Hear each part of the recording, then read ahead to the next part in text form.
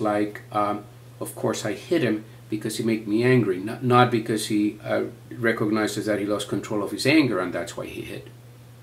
Finally, we have atypical behavior disorders, and as the word implies, these are symptoms that are not typical. What internalizing and externalizing disorders are very common, are composed of common behaviors that we see in almost everyone. Atypical disorders are disorders of quality, not of quantity. In other words, we all feel depression and anxiety. We all get angry and agitated at times. But we don't call it a disorder until the symptoms affect our ability to work, our behavior and emotional regulation in most environments, our ability to relate to people, or our health.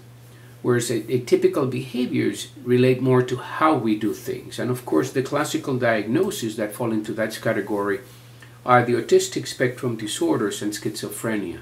In autism, we talk about a qualitative impairment of communication and a qualitative impairment of social relationships, as well as stereotypical behaviors. These are not typical behaviors.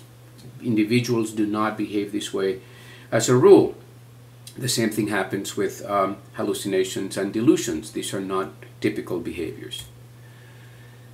We can also look at medical factors contributing to the clinical presentation. We can have chronic health problems. We can have problems that are commonly associated with breathing difficulties, such as bedwetting, or individuals that have problems with bowel control. And we may have problems that are created by the treatments that we provide. Certain medications can exacerbate behavior problems. Finally, we need to look at the environment. And when we look at the environment, we're going to look at three primary environments. We're going to look at the home environment. And there we're going to look at the parents and their temperament and personality. We are going to look at their ability to discipline the child. How effective are they in implementing discipline strategies? And ultimately, we're going to look at environmental stress.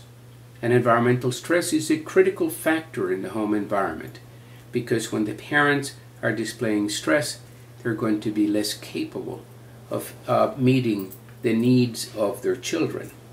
As a result, I always urge the parents of my patients to take care of themselves and to protect themselves, because if they're doing well, they will be able to make sure that their children are doing well.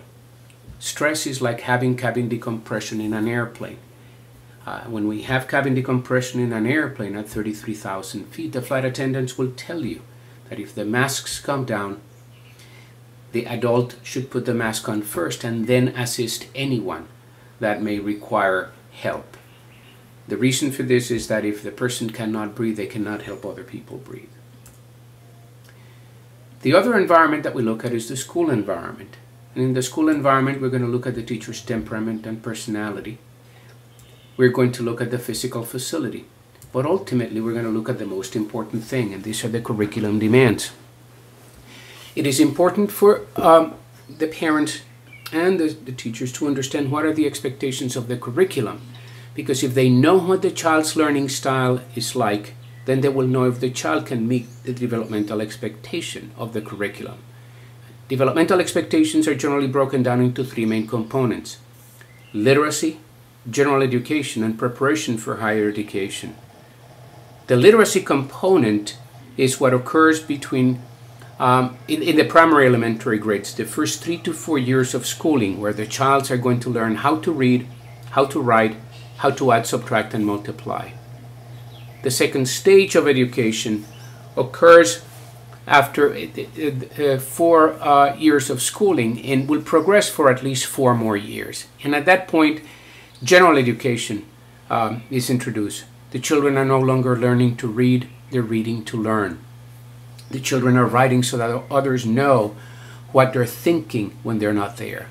They're long division, fractions, decimals, and percentages. This is the stage where we begin to apply the skills that we acquired in the literacy stage. If the skills of reading, writing, and arithmetic are not well established, our capacity to decode, to read fluently and with good comprehension, to spell appropriately, to construct sentences effectively, and to write paragraphs. If we don't have our math facts at our fingertips, we're going to have significant difficulty meeting the developmental expectation of the second stage of education. And finally, the last few years of school are generally used to prepare the individuals either for higher education or for a trade. And at that time, they're dealing with multiple teachers. The taxation on organization and planning is going to be very significant, and study habits and organizational skills become very important. This is of critical importance in individuals with attention deficit disorder, as they may have more problems with production, time management, and organization. Finally, we look at the peer group, and the peer group will play a major role in individuals once they're 13 years or older. At that time, belonging to a peer group becomes the prime directive of the child, and the influence of the parents and the school will be less compared to what the peers, the impact that the peers can have. That is why it's so important for the parents to have mastered control of the child's behavior before they become teenagers or adolescents, because after that time, the likelihood that they will be successful in controlling the behavior will be significantly lower than when they're younger. In terms of management, we look at management in 4 areas. The first one is educational management. And educational management is divided into 2 approaches. Remediation, which is focusing on the weaknesses. We have to strengthen the weaknesses. The second, that approach includes educational therapy, speech and language therapy, occupational therapy, physical therapy. What we're trying to do here is to emphasize the individual's particular difficulties, and we try to maximize their function in those areas. We tend to put a lot of emphasis in this aspect of intervention in the younger children, so that we can give them the skills before they have to apply them in the second stage of education. In addition to that, we begin to work with the strengths, which are the accommodation strategies. What are the areas that the child can perform well at?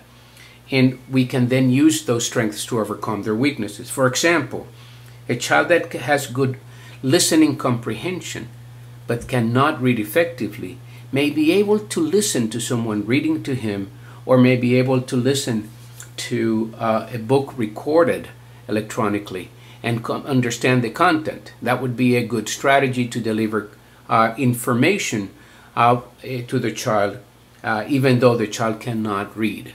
Other intervention strategies may include giving the child extra time, or allowing the child to do half of the math problems since they have trouble with handwriting. The use of computers for written output may also be something that can be of help.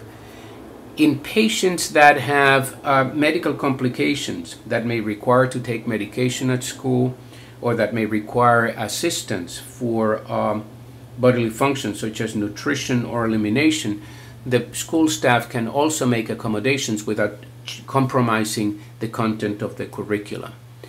So in general terms, what we do is we look at accommodations of volume, less work, rate, more time, technology, and at times complexity. The psychological management can also be divided into 2 approaches. The first one is adult-focused, and that's behavior therapy. In essence, behavior therapy helps the adult change how they deal with the child, so that the child will change the way that he or she responds to the adult. I try to emphasize that the importance here is for the adult to be able to be in control of the child's behavior, and to be able to guide the child to a better behavioral performance. The other approach is child-focused, and techniques such as cognitive behavior therapy, which are used for management of anxiety, can be of great help in this regard. However, the child must be old enough to have internalized locus of control, and the child should also be able to have good enough language skills to benefit from the conversation with the psychologist. Remember, psychological management is talking therapy, so the child's language development and cognitive abilities must be taken into consideration. A good psychologist is like a good